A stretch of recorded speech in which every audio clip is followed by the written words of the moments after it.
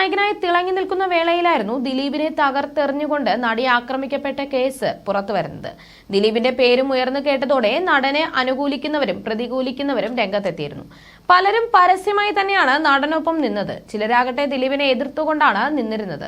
ഇതിലൊന്നും അഭിപ്രായം പറയാതെ നിന്നവരും ഏറെയുണ്ട്. കഴിഞ്ഞ കുറച്ചു കാലങ്ങളായി നിരവധി വിവാദങ്ങളിലൂടെ താരത്തിന് കടന്നു പോകേണ്ടി വന്നുവെങ്കിലും ദിലീപ് എന്ന നടനെ സ്നേഹിക്കുന്നവർ നിരവധിയാണ്. നടിയെ ആക്രമിച്ച കേസിൽ നടൻ ദിലീപിന്റെ പേര് ഉയർന്നു വന്നപ്പോൾ തന്നെ സിനിമാ രംഗത്തു നിന്നും താരത്തിന് പിന്തുണയുമായി എത്തിയ സഹപ്രവർത്തകരിൽ ഒരാളായിരുന്നു റിയാസ് ഖാൻ. ഇരുവരും നല്ല സുഹൃത്തുക്കളാണ്. ദീർഘനാളത്തെ സൗഹൃദം ഉള്ളതുകൊണ്ട് തന്നെയാണ് ദിലീപ് ചിത്രങ്ങളിൽ ചെറിയ വേഷമാണെങ്കിൽ പോലും റിയാസ് ഖാൻ ചെയ്യുന്നത്. നടിയെ ആക്രമിച്ച കേസിൽ ദിലീപിന് ഒരു പങ്കുമില്ലെന്ന് ഉറച്ചു വിശ്വസിക്കുന്നതായി പലപ്പോഴും താരം പ്രതികരിച്ചിട്ടുണ്ട്. ഇപ്പോഴത്തെ ദിലീപ് വിഷയത്തിൽ നിലപാട് വീണ്ടും വ്യക്തമാക്കുകയാണ് റിയാസ് ഖാൻ. ദിലീപിനെ എനിക്ക് നന്നായി അറിയാം. അദ്ദേഹം എന്റെ അടുത്ത സുഹൃത്താണ്. ഒരിക്കലും ദിലീപിനെ വിട്ടുകൊടുക്കില്ല. കോടതിയൊക്കെ ഉണ്ടല്ലോ, കേസ് തെളിയട്ടെ. ദിലീപ് എന്റെ സുഹൃത്താണ്. ഇനിയും അങ്ങനെ തന്നെയായിരിക്കും. അതിൽ മാറ്റം ഉണ്ടാവില്ല.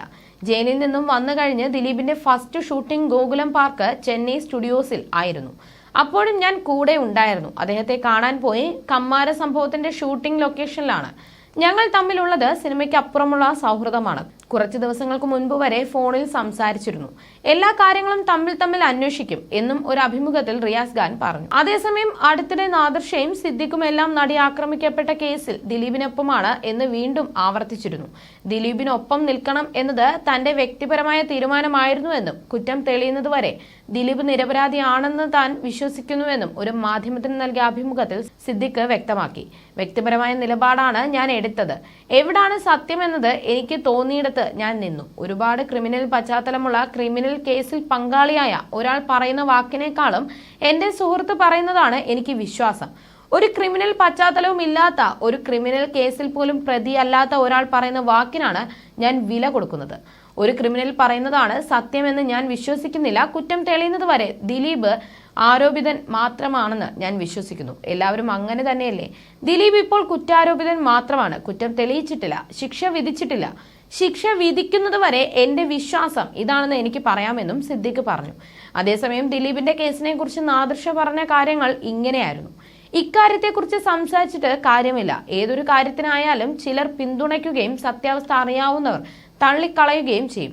മറ്റു ചിലർ അത് വിശ്വസിക്കുകയും ചെയ്യുമെന്നും നാദിർഷ പറഞ്ഞു. ദിലീപിന്റെ കാര്യങ്ങളൊക്കെ എനിക്ക് അറിയാവുന്നതാണ്. അവൻ നിരപരാധിയാണെന്ന് ലോകം അറിയുന്ന ദിവസത്തിന് വേണ്ടിയിട്ടാണ് അവൻ കാത്തിരിക്കുന്നത്. ആ ദിവസത്തിന് വേണ്ടി അവന് വേണ്ടി പ്രാർത്ഥിക്കുന്ന ആളാണ് ഞാൻ. നമുക്കറിയാമല്ലോ ആളുകൾ പറയുന്നത് പോലെയല്ല കാര്യങ്ങളെന്ന്. 110% അവൻ നിരപരാധിയാണെന്ന് അറിയുന്ന സുഹൃത്തുക്കളാണ് ഞങ്ങൾ.